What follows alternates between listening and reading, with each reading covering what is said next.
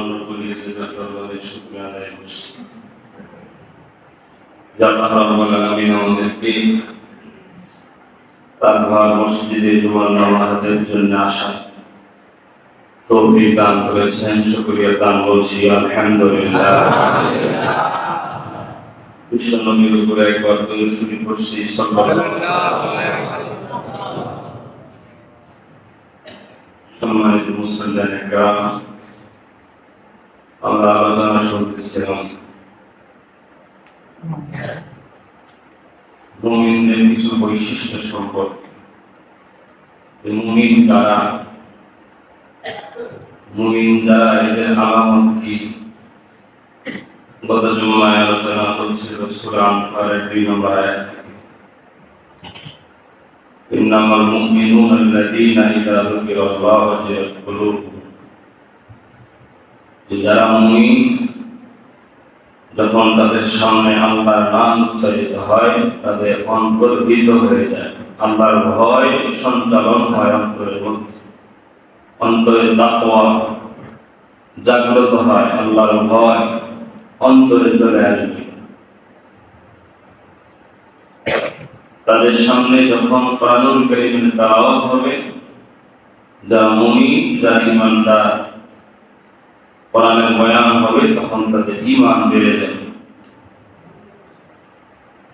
আমাদের সমাজে অনেক মানুষ এমন আছে, মুসলমানের ঘরে বাবা মুসলমান, দাদা মুসলমান, কিন্তু কোরআন শুনলে ঈমান বাড়ে না, বরং কোরআন শুনলে যে কোরআন বলে তার জন্য অন্তরের মধ্যে শত্রুতা জাগে। আছে না? আছে। মুসলমান ওলামায়ে কেরাম যারা বয়ান করেন, যারা বয়ান করেন, শতকরা 2-1 উল্টোপাল্টা থাকতেই হয়। কারণ সবার ব্রেন একরকম নয়, সবার বোঝানোর ক্ষমতা একরকম নয়। হয়তো বা কেউ বলতে গিয়ে একটু বেশি বলে ফেলে, যেটা বলার দরকার ছিল ওইভাবে বলে না, কিন্তু যেটা বলে ওই ঠিকই বলে। যারা বয়ান করে ওরা কোরআন হাদিস দিয়ে বয়ানগুলো করার চেষ্টা করে, পড়াশোনা করেই বয়ান করার চেষ্টা করে। তো আমরা যখন বয়ান করি, আমাদের মূল উদ্দেশ্যই হলো যাতে ভুল মানুষগুলো ভুল পথ থেকে সরে তারা সঠিক রাস্তায় আসতে পারে। এটাই মূল উদ্দেশ্য। সবার কি উদ্দেশ্য জানি না, আমার উদ্দেশ্য এটাই। আমি বয়ান করবো, মানুষ যেন আমার বয়ান শুনে এর উপরে আমল করার চেষ্টা করে। এখান থেকে 2-1টা জিনিস সে তার জিন্দেগিতে ফিট করে, তার জিন্দেগিটা দুনিয়াবি লাইনেও আখিরাতের লাইনেও যেন সে ভালোভাবে চলে, যেন সে আখিরাতের লাইনে অগ্রগামী হতে পারে। এটাই উদ্দেশ্য। আমরা যখন বয়ান করি, আল্লাহ বলতেছেন কোরআনের বয়ান যারা ঈমানদার মুমিন তাদের সামনে যদি হয়, কোরআনের তেলাওয়াত তাদের সামনে যদি হয়, তাহলে এদের ঈমান বাড়বে। যারা মুমিন ঈমানদার, আমরা যারা মুসলমান সবাই তো নিজেদের ঈমানদার দাবি করি, ঠিক না বলো? সবাই দাবি করি। কিন্তু কোরআনের বয়ান শুনলে যদি আমার ঈমান না বেড়ে, যে বয়ান করছে তার উপরে রাগ উঠে, যেই বয়ান করলো কেন, সুদের বয়ান কেন করলো, আমি সুদ খাই, আমার বাপ সুদ খাবে, আমার মাও সুদ খাবে, আমার পোলায় সুদ খাবে, হুজুর করবে কেন? যদি এটা তার অন্তরে আসে, বুঝতে হবে তার বাবা মুসলমান থাকলেও, দাদা মুসলমান থাকলেও, সেও যদি খাতনা করে মুসলমান হয়, আসলে মুসলমান নয়। তুমি সুদ খাওয়াবে, সুদ খাওয়ার থেকে পায়খানে গু খাওয়া ভালো। 3 বেলা ভাত না খায় পায়খানে গু খাইবে যারা সুদ খায়। সুদ খায়, সুদের ওয়াজ করবে আর আমাদের সর্বদা খাবে। আছে না? ঘুষ খায়, ঘুষের বয়ান করলে সে আমার ঘুষের বিরুদ্ধে সমাজের মধ্যে কথা বলে। এরকম লোক আছে? অন্যায় করতেছে, তাকে বুঝাইতেছে, হ্যাঁ ভাই আপনি দেখেন, আপনি এই জামাতের সাথীরা, এরা দেখবেন এই শুক্রবার করে গাছের আমল করে, আসরের নামাজ পড়ে, দেখা যায় যে একজন মসজিদে থাকে, একজন আরেকজনকে বোঝায়, একজন জিকিরের হলে থাকে, আপনি তিনজন বাহিরে যায়। যারা নামাজ পড়ে নাই ওদের দিকে দাওয়াত দেয়, ভাই আসরের নামাজ পড়ছেন? বলে যে না, তবে নামাজ তো পড়া লাগবে। তখন তারা কি বলে যে আসলে ভাই নামাজ তো পড়া লাগবে, নামাজ ছাড়া তো উপায় নেই, আসলে ভাই শয়তান আর বরাবর করতে পারি না, পড়বো ইনশাআল্লাহ, এরকমই তো বলে। এখন এই যে তিনি আপনাকে দাওয়াত দিতে গেল, এখন আপনি যদি তার সাথে রাগারাগি করেন, আপনি কি ভালো মানুষের বাচ্চা? সে তো আপনারটা খায়া যায় নাই, নিজেরটা খাইয়া নিজের টাইম খরচ করে আপনি যাতে জাহান্নাম থেকে বাঁচতে পারেন, আপনার জীবন যাতে সুন্দর হয়, আপনি যাতে নামাজি হন, নিজের টাইম নষ্ট করে, নিজের সময় ব্যয় করে আপনার কাছে কাছে দাওয়াত দেওয়ার জন্য। এটা যদি আপনি শত্রু দাবি মনে করেন, তাকে যদি আপনি শত্রু মনে করেন, আমি বলবো যে আপনার মগজ, এখানে মগজ নাই, পুরাটাই গোবর আছে, ঠিক না? আমাদের টার্গেট একটাই, বয়ান করার উদ্দেশ্য একটাই, আপনাকে বোঝানো। হয়তো কখনো মিষ্টি ভাষায় বলি, কখনো একটু কড়া ভাষায় বলি, কারণ সব রোগ মিষ্টি ওষুধে ভালো হয় না। কিছু রোগ আছে যেটা ওষুধ লাগে, কিছু রোগ আছে ইনজেকশন লাগে, কিছু রোগ আছে স্যালাইন দিয়ে 6 ঘন্টা শুয়ে থাকা লাগে, ঠিক আছে?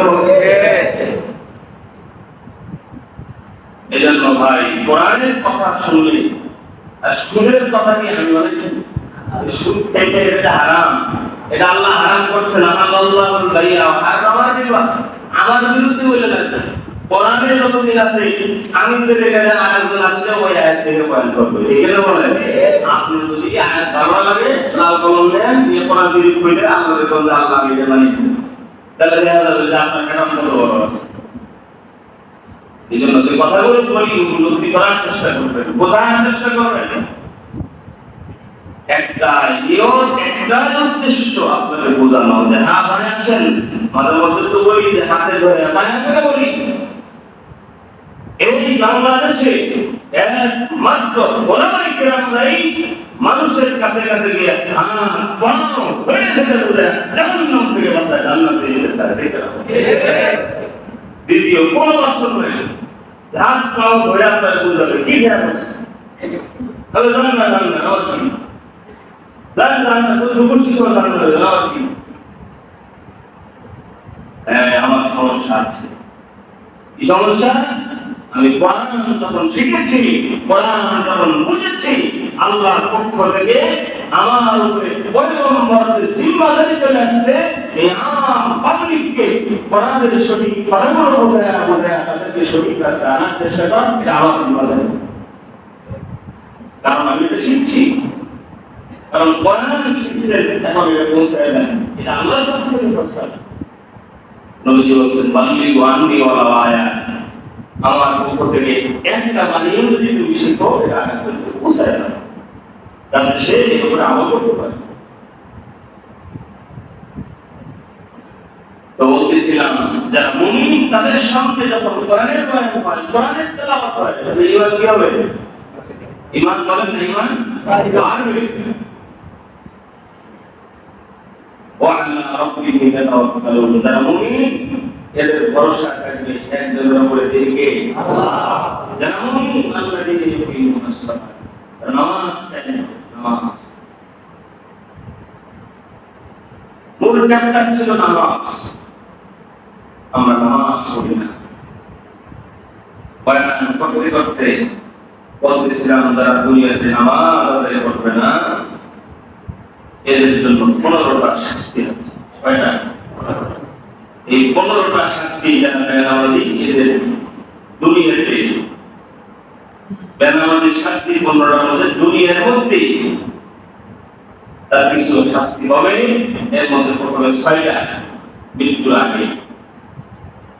1 নম্বর বলেছিলাম, তার জীবন থেকে বরকত আল্লাহ তাআলা নিয়ে যাবে, ইনকাম করবে কালি টাকা, কিন্তু বরকত নাই, অনেক ইনকাম কিন্তু বরকত নাই, শান্তি নাই। 1 লাখ টাকা মার্কেটে গেছে, আইতে নাই, শেষ। আর একজন দোকানদার নিয়ে গেছে এটাকে মার্কেট করে আমরা এক বছর করা দিয়ে আছে আছে না নাই? বরকত এটা অনেক দামি জিনিস। বরকত এটা যদি আপনি উপলব্ধি একবার করতে পারেন, একবার যদি করতে পারেন তাহলে বুঝবেন যে আসলে বরকতটা কি।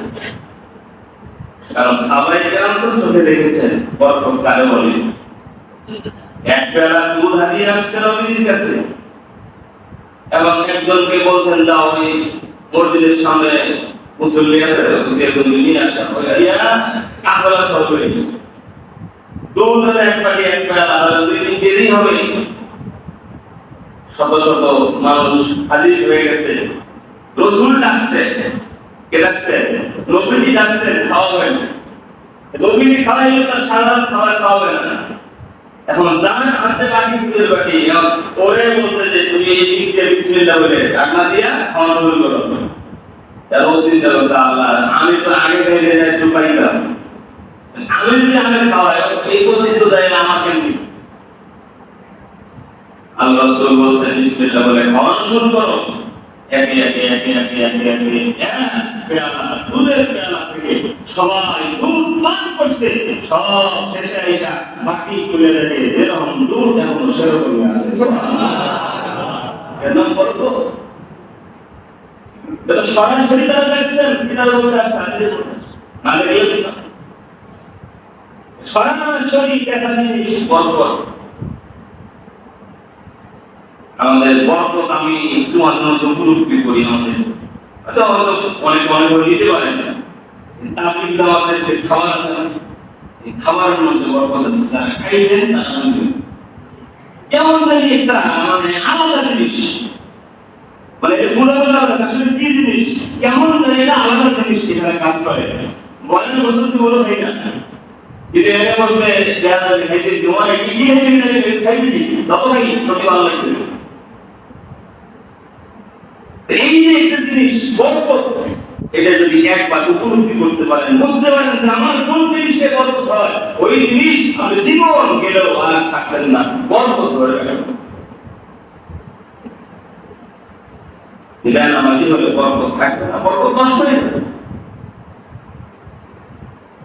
এরপরে বলছেন তার চেহারা থেকে নেককারের চেহারায় নূর থাকে, নূর আল্লাহ তাআলা উঠে নেবেন। তার নেক কাজের কোনো বদলা দেয় না। বেকার ভালো কাজের কি নেই বদলা নেই। কারণ এই বললাম মান আমিলা সালিহান মিন যাকারিন আও উনসা ওয়া হুয়া মুমিন। আল্লাহ বলেন যে ব্যক্তি নারী পুরুষ যখন কোনো কাজ করে, আমল করে, যে কোনো কাজ আমল মানে কাজ করা, যে কোনো কাজ করা, নামাজ পড়া এটাও কাজ, দান করে এটাও একটা কাজ, আমল আমল এটা আদি শব্দ বাংলার কাজ। যে ব্যক্তি আমল করে, কাজ করে, কি অবস্থায়? মুমিন অবস্থায়। মুমিন কাজ করে নামাজি। যদি সে নামাজি হয়, যদি সে মুমিন হয়, আল্লাহ বলেন তাহলে তার জন্য আমি আল্লাহর কাছে প্রতিদান আছে। কি প্রতিদান? বলে ফালাতুলিয়ান্নাহু হায়াতান তাইয়্যিবা ওয়া লানাজজিয়ান্নাহুম আজরাহুম বিগাইরি হিসাব। আল্লাহ পাক বলতেছেন যে আমি আল্লাহ তার জন্য দুনিয়াতে আমি আল্লাহ উত্তম জীবন ব্যবস্থা দান করব। সুবহানাল্লাহ। আসলে কি তাকে আল্লাহ বদলা দান করবে।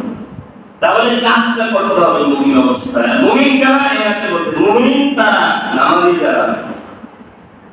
ওই বললাম সূরা মুমিনুন, আল্লাহ তাআলা এই সূরার নামই সূরা মুমিনুন দিয়েছেন। আয়াতের শুরুতে নামাজের কথা আছে। ক্বাদ আফলাহাল মুমিনুন আল্লাযীনা হুম ফী সালাতিহিম খাশিউন। যারা নামাজি হয় তারাই তো মুমিন হয়। যে মুমিন সে নামাজি নয়, এটা কেমন মুমিন? যে মুমিন সে তো নামাজি, যে নামাজি নয় সে তো মুমিন কি হবে? বিয়া হয়েছে সে তো জামাই, কি বলে? বিয়ে করে গেছে জামাই কি বলে? যে মুমিন সে নামাজি, আর যে নামাজি নয় সে কখনোই। এই জন্য আমাদেরকে খাঁটি মুমিন হতে হবে, নামাজি হতে হবে। আল্লাহ পাক আমাদের সবার ঠিকানার মধ্যে আল্লাহ তাআলা যেন আমাদের নূর দান করেন, বলেন আমিন। এর মুসলমান ইমানদার আল্লাহর গোলাম 4 নম্বরে বলেন তার কোনো দোয়া কবুল করা হবে না। বেনামাজি বিপদে পড়লে দোয়া করে, কিন্তু আল্লাহ পাক রব্বুল আলামিন তার দোয়া কবুল করবে না। ও দুনিয়ার মুসলমান ইমানদার আল্লাহর 5 নম্বর নেক বান্দার দোয়ার মধ্যে তার কোনো হক থাকবে না। দুনিয়ার জমিনে যারা আল্লাহ নেককার যখন দোয়া করে, সারা দেশবাসীর জন্য, পৃথিবীবাসীর জন্য যখন দোয়া করে, ওই দোয়ার মধ্যে যারা বেনামাজি হয় তাদের কোনো হক থাকে না। অর্থাৎ আল্লাহ যখন দোয়া করে, এই দোয়া বরকত ফজিলত তার কাছ পর্যন্ত আল্লাহ পৌঁছায় না। আলহামদুলিল্লাহ।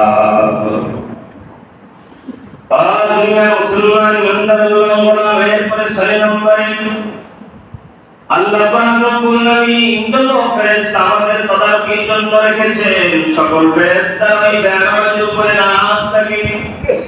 ওই বেনামাজির জন্য কল্যাণের কোনো দোয়া করে না, ওই বেনামাজির জন্য আল্লাহ তাআলার কাছে আরো দোয়া করতে থাকে। এই 6টা শাস্তি মৃত্যুর আগে যারা বেনামাজি, এরপরে মৃত্যুর সময় 3টা শাস্তি হবে। 1 নম্বরে মৃত্যু যখন হবে, অপমানের মৃত্যু হবে। এই অপমানটা কয়েক ধরনের হতে পারে। অপমান মৃত্যুর সময় বিভিন্ন রকম হয়। আমি একজন মানুষের মৃত্যু নিজের চোখে আমার সামনে বসে দেখেছি। আমার কেন জানি মনে হয় তার মরণটা অপমানের মরণ হয়েছে। কেমনে হয়েছে? আমি দেখলাম, আমাকে দেখে নিয়ে যাওয়া হলো যে হুজুর মৃত্যু সজ্জায়, মৃত্যু পদযাত্রী কয়েকদিন থেকে অনেক কষ্ট করতেছে, একটু চলেন সেখানে গিয়ে দোয়া করবেন। গেলাম, দোয়া পাঠ করতেছিলাম, এমন সময় তারে 2-1 ধরেও তারে আটকানো যায় না। শুরু দেখতেছিলাম বারবার তার পা গুলো কিবলার দিকে নিয়ে যাচ্ছিল। তার পা সোজা করে দেয়, কিন্তু আবার সে পা পশ্চিম দিকে দিয়ে দেয়, আবার সোজা করে দেয়, আবার পশ্চিম দিকে দিয়ে দেয়। বারবার তার পা গুলো পশ্চিম দিকে যাচ্ছে। আমার মন কেন জানি রেগে উঠে বলল, নিশ্চয়ই কোনো না কোনো কারণ আছে, কোনো না কোনো কারণ আছে। পরে আমি অনেক খোঁজ খবর নিয়েছিলাম। আমাদের পাশেই দুনিয়ার মুসলমান ইমানদার আল্লাহর গোলাম, কিন্তু দেখবেন আমাদের সবারই কিছু মুরব্বি মানুষ আছে, পশ্চিম দিকে বলে প্রসাদ করে আছেন। দ্বিতীয় নিষেধ করে, তিনটি মারে বেড়া 30 বুঝোস, বাইবেলে পূর্ব দিকে আল্লাহর দিক, দক্ষিণ দিকে আল্লাহর দিক, উত্তর দিকে আল্লাহর দিক, পশ্চিম দিকে তো আল্লাহর দিক। একদিকে মুখ দিয়ে হইল আসা না নাই শয়তা। এই জায়গায় বাবাকে ঠান্ডা গেল। সব জায়গায় যুক্তি চলে না, ইসলাম যুক্তিতে চলে। ইসলাম যুক্তিতে চলে না, তবে সারা জীবন মনে রাখবেন, ইসলাম ধর্ম এমন ধর্ম যেটা অযৌক্তিক নয়। ইসলাম ধর্মের প্রত্যেকটা কনসেপ্ট এমন, প্রত্যেকটা চ্যাপ্টার এমন, এই চ্যাপ্টার যেটা আপনি বুঝবেন না, ওটার মধ্যেও আল্লাহ পাক রব্বুল আলামিন যুক্তি রেখেছেন। যুক্তি ছাড়া ইসলামে কোনো বিধান আল্লাহ রাখেন নাই। সুবহানাল্লাহ। হয়তো কিছু আছে আপনার আমার বুঝে আসে, কিছু আপনার আমার বুঝে আসে না। কারণ প্রত্যেকটা মানুষ প্রত্যেকটা বিষয় সম্পর্কে জ্ঞান অর্জন করতে পারে না। প্রত্যেকটা মানুষ প্রত্যেকটা বিষয় উপলব্ধি করতে পারে না। এই জ্ঞান আল্লাহ পাক পরিপূর্ণভাবে কাউকে আল্লাহ দান করেন নাই। একজন মানুষ একটা বিষয় নিয়ে জ্ঞান অর্জন করে একদম পরিপূর্ণ সহজে হতে পারে না। মুসলমান ইমানদার আল্লাহর গোলাম, এই জন্য এমন ভাবে জীবন গঠন করা লাগবে, আমি চলে যাব দুনিয়ার জমিন থেকে, মানুষ যেন আমার ভালো ভালো কথা বলে, মানুষ যেন আমাকে নিয়ে ভালো আলোচনা করে, আমার মরণ যেন মর্যাদার মরণ হয়, অপমানের মরণ যেন না হয়। কারণ মৃত্যুর সময় যদি অপমান হয়ে দুনিয়ার জমিন থেকে বিদায় হয়, এটা পরিবারের লোকজনদের জন্য নিশ্চিত আমার জন্য তো ভয়াবহ শাস্তি অপেক্ষা করতেছে। মৃত্যুতে একদিন সমান দরজায় আসবে। এই মরণ থেকে কেউ পারে বাঁচতে পারে না, আপনিও পারবেন না, আমিও পারবো না। মরণ আসবে। মরণ যেখানে যার যেভাবে লেখা আছে সেখানেই মরণ চলে আসবে। ওয়াজাআত সাকরাতুল মাউত বিল হক। আর মরণ যখন হবে, মরণ যখন আসবে, ওই মরণের যন্ত্রণা হবে। যদি মুমিন হয় মরণটা আরামদায়ক হবে, আর যদি বেঈমান হয় ওই মরণটা বড় কঠিন, কঠিন থেকে কঠিন আকারে আমার হয়ে যাবে।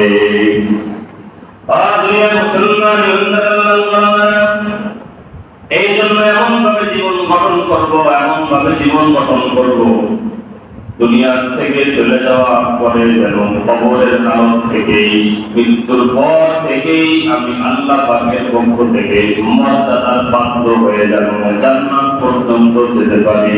আল্লাহ এইভাবে আমাদের জীবন গঠন করার তৌফিক দান করেন, বলেন আমিন। মৃত্যুর সময় শাস্তি 2 নম্বর হলো, সে যখন মারা যাবে ক্ষুধার্ত অবস্থায় মারা যাবে, ক্ষুধা নিয়ে দুনিয়া থেকে বিদায় হবে। তার টাকা পয়সা থাকতে পারে, ধন সম্পদের পাহাড় থাকতে পারে, কিন্তু যখন আজরাইল জান কবজ করবে তখন ক্ষুধা যন্ত্রণা সে উপলব্ধি করে দুনিয়ার জমিন থেকে বিদায় হবে। নাউযুবিল্লাহ। 3 নম্বর সে বিপাকাক্ত অবস্থায় দুনিয়ার জমিন থেকে চলে যাবে। মৃত্যুর সময় গলা শুকিয়ে আসবে, মৃত্যুর সময় পানি পান করতে চাবে, কিন্তু কপালে পানি পান করা জুটবে না। এই দুনিয়ার মানুষ, পানি এমন একটা পদার্থের নাম যেটা কিনে খাওয়া লাগে না। আমাদের টাকা আছে এই জন্য কিনে খাই, কিন্তু কিনে না খাইলেও পানি পাওয়া যায়। আমাদের দেশ এমন একটা জায়গা, যে জায়গায় পানি নেই এমন কোন জায়গা নেই। দুনিয়ার মুসলমান ইমানদার আল্লাহর গোলাম, ঢাকা শহরের ভিতরে থাকতে একটু ভিন্ন, ওই জায়গায় ভালো পানি একটু পাওয়া কষ্টকর, কিন্তু আপনারা যে জায়গায় বসবাস করেন এই জায়গার মধ্যে আমরা বোতলের পানি কিনা খাই না, একটা অপচয়। এখানে অনেক দাওয়াতের বাড়িতে আমি যাই, এই বোতল কিনে বোতল, এই বোতল কিনছে আমার ইসরায়েলের বোতল, এই বোতল কিনছে আমার প্রাণের বোতল। আর ভাই বোতলের পানির থেকে আসলে নিশ্চিত বোতলের পানি 1000 গুণ ফ্রেশ। এলাকার পানি এত ভালো, এটা প্রশংসা যে আসবে যে থাকবে করতে হবে। আমাদের এলাকার পানি অনেক ভালো, কিন্তু তার থেকে আমি মনে করি যে এখানকার পানি আরো দুনিয়ার মুসলমান ইমানদার আল্লাহর গোলাম। তো যাই হোক, যারা বলতেছিলাম যে পানি, তার সামনে পানির পেয়ালা থাকবে, পানির পাত্র থাকবে, সে পিপাসার্থ থাকবে, কিন্তু মৃত্যুর সময় মানুষ তামিজে করে পানি দেবে, কিন্তু পানি পান করতে পারবে না। দুনিয়ার মুসলমান ইমানদার আল্লাহর গোলাম পিপাসার্থ অবস্থায় দুনিয়া থেকে বিদায় হয়ে যাবে। এই 3টা শাস্তি যখন সে মৃত্যুবরণ করবে ওই সময় হবে, পরে কবরের শাস্তি হবে 3টা। 1 নম্বর, কবরে যখন তাকে রেখে আসা হবে, কবর তো এমনিতেই সংকীর্ণ ঘর। এই ঘর প্রশস্ত ঘর নয়, মাত্র 3.5 লাখ। দুনিয়াবাসী এই সংকীর্ণ ঘরটা ওই ব্যক্তিকে যখন রেখে আসা হবে, ওই কবরটাকে আমার আল্লাহ আরো সংকীর্ণ, আরো ছোট বানায় দেবে। দুনিয়ার মুসলমান ইমানদার আল্লাহর গোলাম শুধু কি ছোট হবে তা নয়, নবী বলেন ওই কবরের মধ্যে নামাজীকে যখন রেখে আসা হবে, মানুষ যখন তাকে রেখে 40 কদম চলে আসবে, কবরটা এমন ভাবে সংকীর্ণ হবে। কিতাবের মধ্যে আসছে, নবীজি বলেন যে এই আগের দিকে তাকান, যে আঙ্গুল আর আঙ্গুলের মধ্যে ঢুকায় না দিলে যেমন আর কোনো ফাঁকা জায়গা অবশিষ্ট থাকে না। নবীজি বলেন ডান পাশের মাটি বাম পাশের মাটি এভাবে চাপ দিবে, ডান পাশের হাড়গুলো বাম পাশের মধ্যে ঢুকে যাবে, বাম পাশের হাড়গুলো ডান পাশের মধ্যে ঢুকে যাবে, মিলিত আল্লাহ পাক করে দিবেন। আবার কবর আগের মতো হয়ে যাবে। আবার সে আগের মতো হয়ে যাবে। এভাবে শাস্তি কবরের মধ্যে তার চলতেই থাকবে। এরপরে 2 নম্বরে নবীজি বলেন তার কবরে সারাক্ষণ আগুন জ্বলবে। কিসের আগুন? বলে জাহান্নামের আগুন। জাহান্নামের আগুনের সুড়ঙ্গ জাহান্নাম থেকে তার কবর পর্যন্ত সিস্টেম আল্লাহ পাক করে দিবেন। কবরে থাকবে, কবর থেকেই সে জাহান্নামের শাস্তি সে ভোগ করতে থাকবে। 3 নম্বরে নবীজি বলেন তার কবরে একজন ফেরেশতা নিয়োজিত করা হবে, যে তাকে মহান মুকুর দ্বারা নাম করতে থাকবে। অন্য কিতাবের মধ্যে পড়েছিলাম যে এই যে ফেরেশতা কবরের মধ্যে যে নিয়োজিত থাকবে, ওখানে একটা উদাহরণ দিয়েছেন। বলে একটা পাথরের উপরে একটা ডিম রেখে ওই জায়গায় যদি আরেকটা পাথর দিয়ে জোরে বাড়ি বানা হয়, এই ডিমের যেমন কোনো অস্তিত্ব থাকবে না।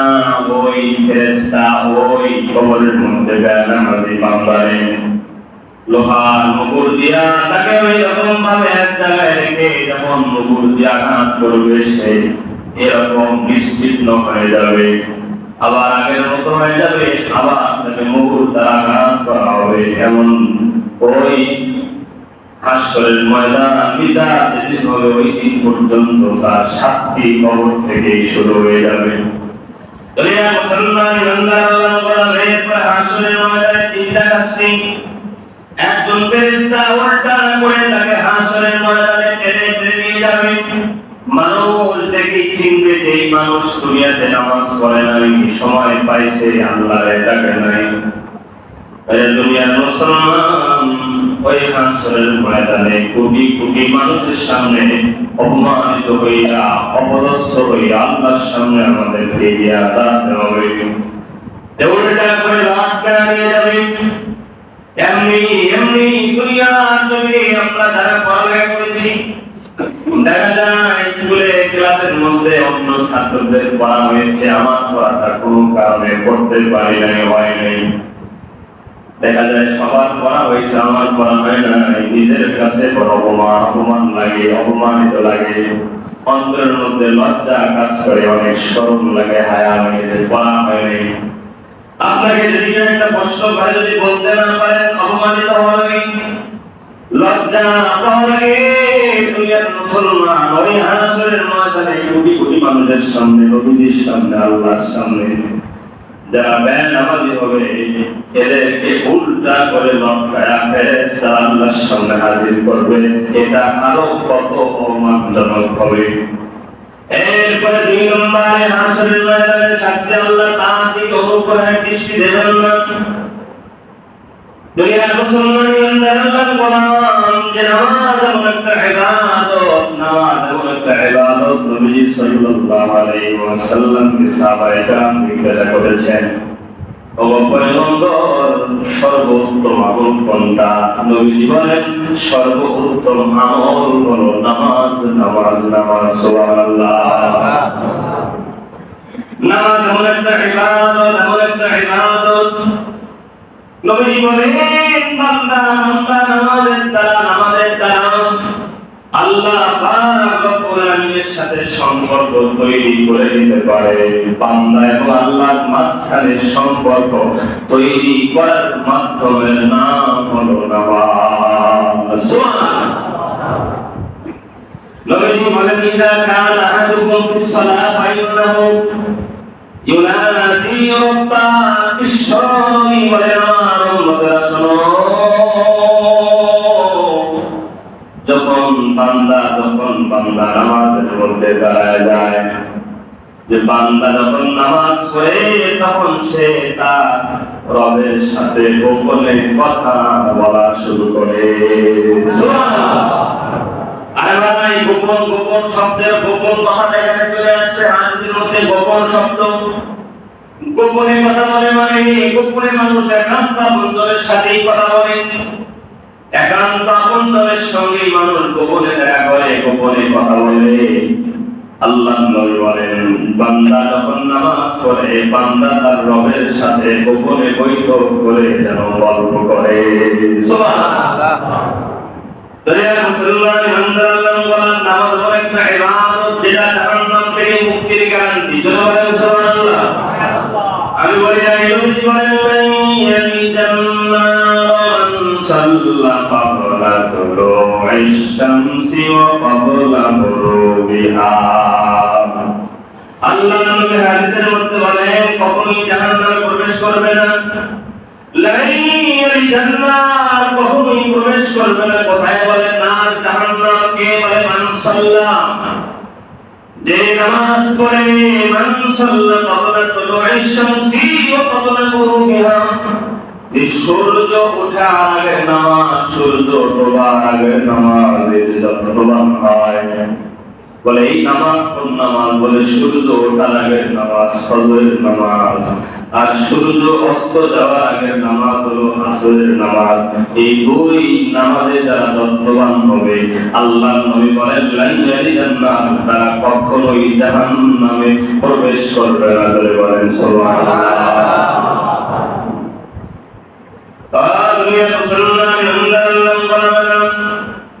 নামাজ এমন একটা ইবাদত, নামাজ মানুষকে অশ্লীল অসৎ কর্ম থেকে ফেরায় রাখতে সক্ষম।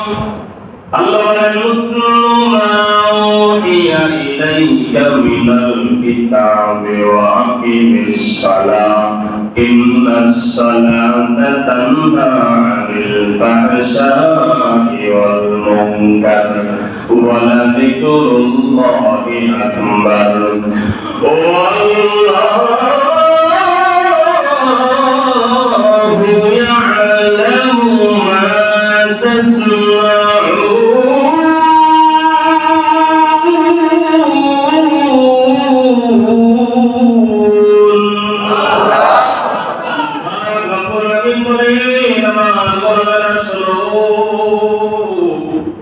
নামাজ এমন একটা ইবাদত, যারা নামাজি হয়, তার নামাজ যদি নামাজের মতো হয়, আল্লাহ বলেন আমি আল্লাহ জিম্মাদারি নিয়েছি, ওই বান্দা কখনোই অশ্লীলতায় জড়াবে না, ওই বান্দা কখনোই অসৎ কর্মের সঙ্গে জড়িত হবে না। সুবহানাল্লাহ। নামাজের ফজিলতের শেষ নাই, শেষ নাই। জুমার নামাজ আসার আগে আমি দেখলাম নামাজের ফজিলত থেকে 133টা। সুবহানাল্লাহ আকবার। এর মধ্যে কয়েকটা আমি একটু উপলব্ধি করানোর জন্য আপনাদের সামনে বলছি যে নামাজ এমন একটা ইবাদত, নামাজ যদি সুন্দর হয় জীবন সুন্দর হবে। নামাজ যদি পরিবারে ঢুকে যায় পরিবার সুন্দর হবে। সমাজের প্রত্যেকটা মানুষ যদি নামাজি হয় সমাজ সুন্দর হবে। নামাজ যদি রাষ্ট্রে কায়েম হয়, সংসদে কায়েম হয়, এই রাষ্ট্রটাও আসলে খায়রুল কুরুনের সমাজ আমার আল্লাহ বানায় দিবে। দুনিয়ার মুসলমান ইমানদার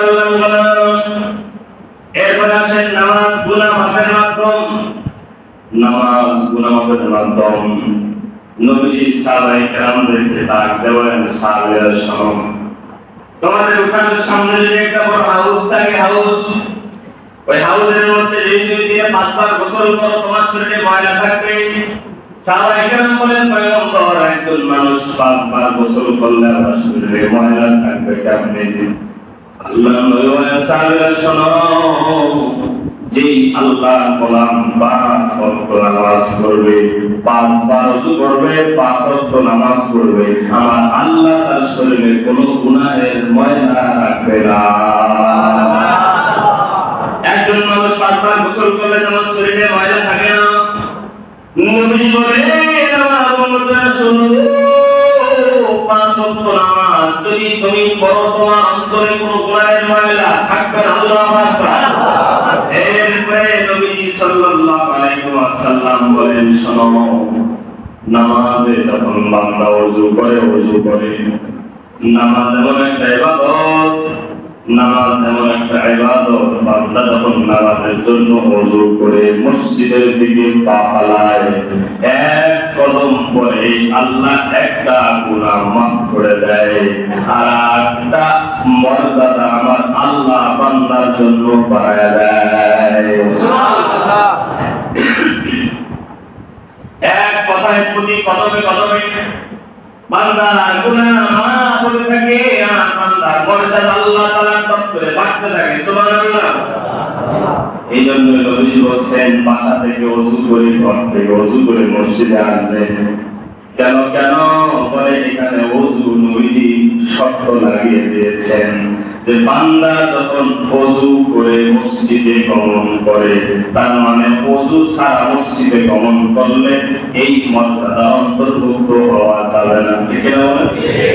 নবীজি বলেন ওযু করে যে মসজিদে গমন করে এক কদমে একটা গুনাহ মাফ হয়, এক কদমে একটা গুনাহ মাফ হয়, একটা মর্যাদা আল্লাহ তাআলা দপ্তরে পাঠিয়ে রাখেন। এই জন্য কোন বড় সাহাবায়ে কেরাম ঘুরে ঘুরে মসজিদে আসতে, এমনকি আল্লাহর কাছ থেকে মর্যাদাগুলো পাওয়ার জন্য ছোট ছোট কদম করে করে মসজিদে আসতেন। সুবহানাল্লাহ। তাদের সওয়াবের কত পিপাসা ছিল, নেক নেক জিনিস তারা কেমনে আঁকড়িয়ে ধরত। তারা শুধুমাত্র সওয়াবের কথা শুনতো, একটা আমলের কথা শুনতো, তারা শুরু করতে দেরি করতো না। ফাস্তাবিকুল খায়রাত, তারা কল্যাণের প্রতিযোগিতায় লিপ্ত হয়ে যেত। কে কার থেকে বেশি আমল করতে পারে, কে কার থেকে বেশি আমল করে আল্লাহ তাআলার কাছে বেশি মর্যাদাবান বান্দা হিসেবে গড়ে উঠতে পারে, তারা নেকের প্রতিযোগিতায় লিপ্ত হয়ে যেত। আমি আপনাদেরকে এই ঘটনা শুনিয়েছিলাম।